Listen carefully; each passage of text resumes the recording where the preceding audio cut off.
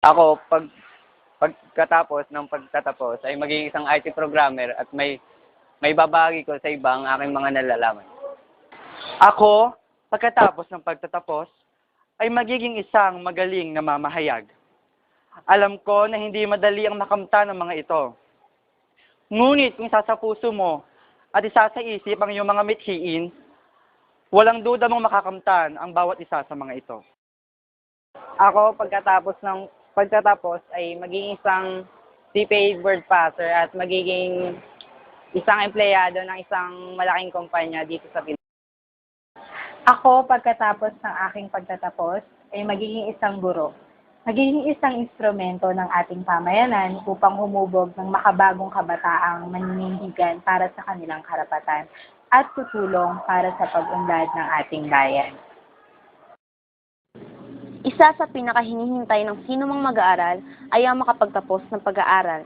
Bawat isa ay ginagawang lahat ng makakaya upang makapagtapos at matupad ang kanilang mga pangarap.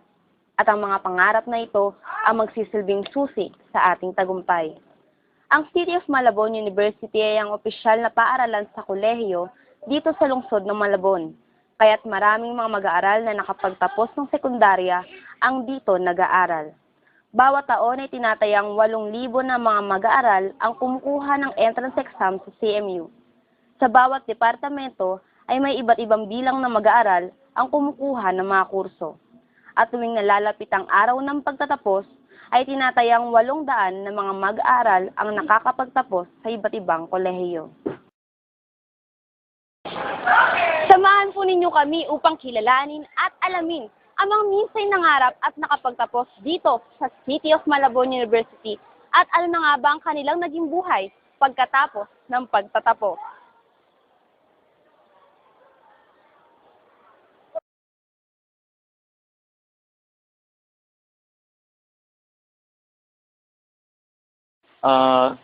CMU kasi bali, ayun lang yung afford ng mga magulang ko eh. Doon akong pag-aral. IT student naman, kasi hilig ko talaga computer. So bali, parang mas advantage sa akin na kumuha ng ganong course para mas madali yung mga sistema. After high school, I stopped schooling for 2 years. Dahil nga, contrary sa pagkakaalam nila na mayaman kami, mahirap na kami.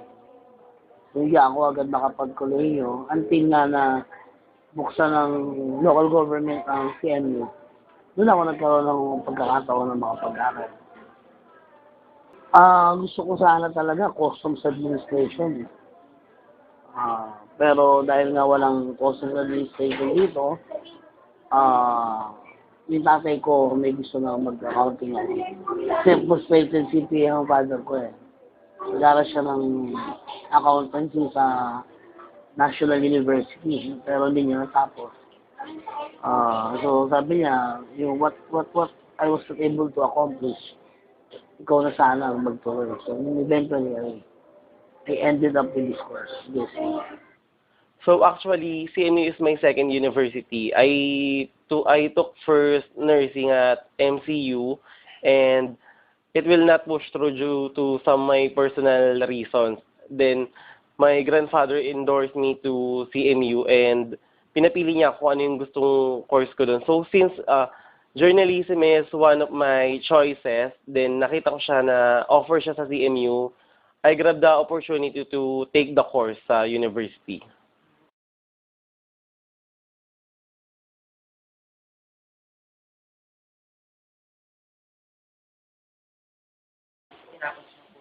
Oo naman. Kasi kaya ako nga kinuha yung kursong IT. Kasi nga, alam ko na mas marami akong alam, mas marami akong matututunan. Sa ngayon, masasabi ko na mas marami talaga akong nalaman eh. Kumbaga mas malaki yung natutunan ko bilang IT, ganun.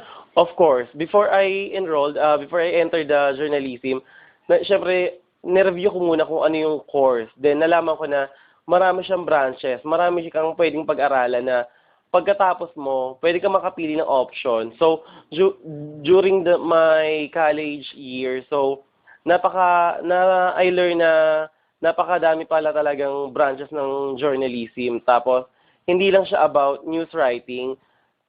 Then, pag nalaman mo kung ano yung, pag natutunan mo kung ano yung pinaka-strength mo sa lahat ng branches, tapos pwede kang mag-pursue dun sa field na yun to take that as your career in the future.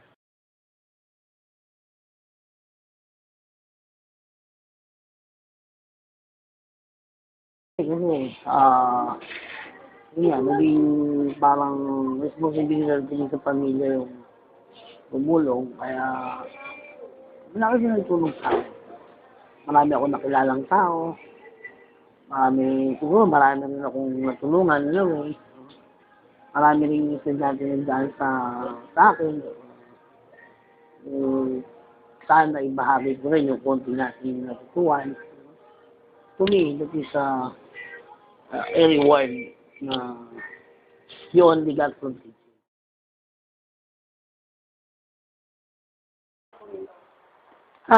Sa akin wala namang naging disadvantage saka advantage. Ang advantage lang kasi tiga Malabon ako, pero sa Nabotas ako nagtuturo. Malapit ako sa Malabon. Ay, malapit ako sa Nabotas. Kaya madali ako nakapagtrabaho doon. So, unahin na natin yung dyan.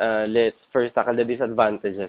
So, kasi totoo nga yung hearsay na kapag hindi masyadong kilala yung university, hindi pinapriority nung mga company. Kasi once I was an applicant, so nangyayari talaga yan.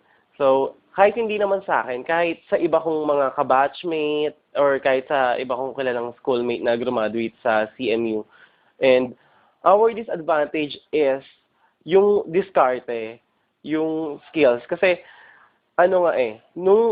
kapag sa CMU ka nag-aral, parang hindi natin ma-blame yung university kasi kulang sa resources, ganon. Tapos ngayon, dahil doon, natututo tayong dumiskarte para sa sarili natin. Kasi nga, tayo na lang yung nag-a-adjust para magkaroon tayo ng mga resources para sa pag-aaral.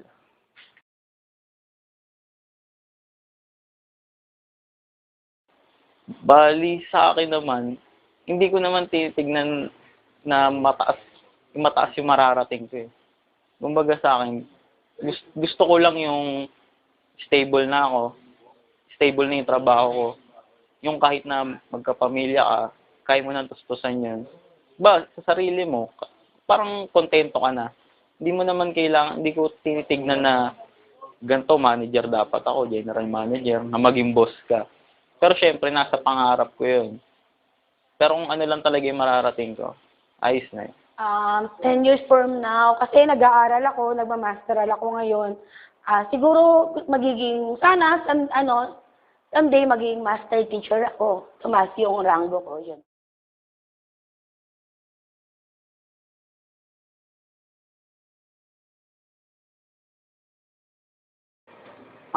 Yun nga, ma'am, ang mapapayo ko lang, the competition outside is becoming very stiff, no? Marami na rin mga schools na nag-offer ng accountancy courses, no? So, I'm just, will like to tell them na pagpatuloy lang nila, pagbutihin nila yung pag-aaral nila. So that, eventually, when they came out of CMU, they will go places. Marami sila makakating na mga bagay na makapag-improve sa quality of life. Hindi lang niya mismo, kundi lang pamilya niya, saka lang kanyang mga sister relatives.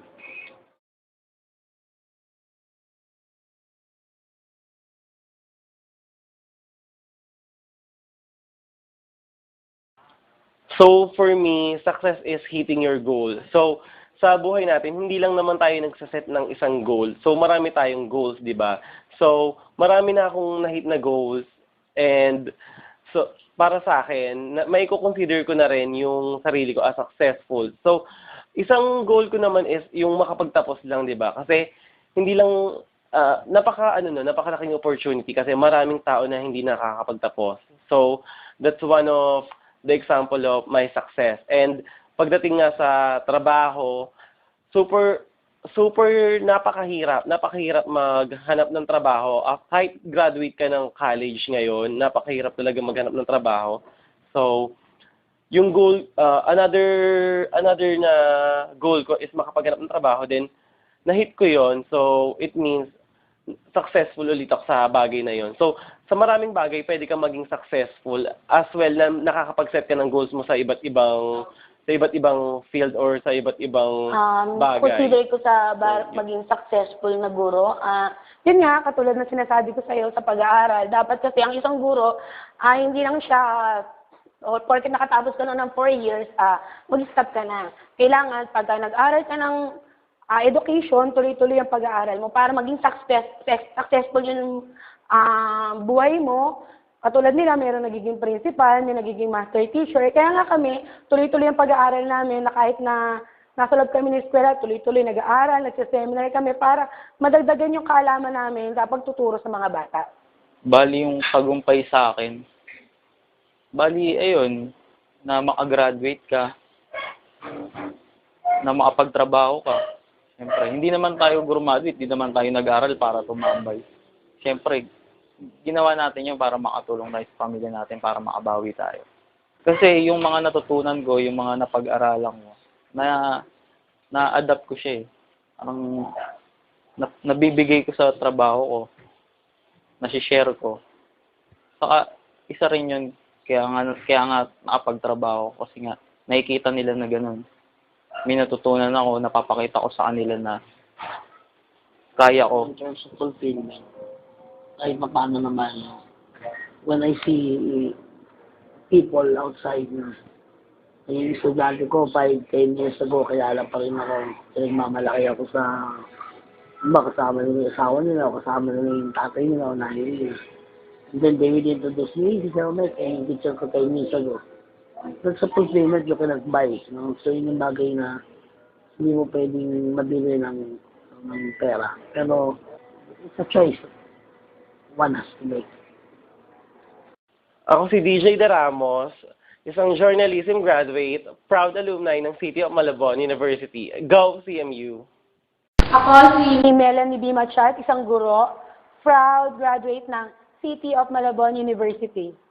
Ako si Arjan Tambunting, isang IT graduate, proud alumni ng City of Malabon University. Ako si Michael Tumanda, isang BS Accountancy graduate, proud alumni ng City of Malabon University. Sa ating buhay, marami tayong pagdaraan ng hirap, lalo na kung tayo ay may mga pangarap. At ang mga pangarap na ito ang magsisilbing lakas sa ating tagumpay bilang isang mag-aaral. Iba't iba man ang ating mga kurso, ngunit iisa lang ating aim, ang maging matagumpay pagkatapos ng pagtatapos.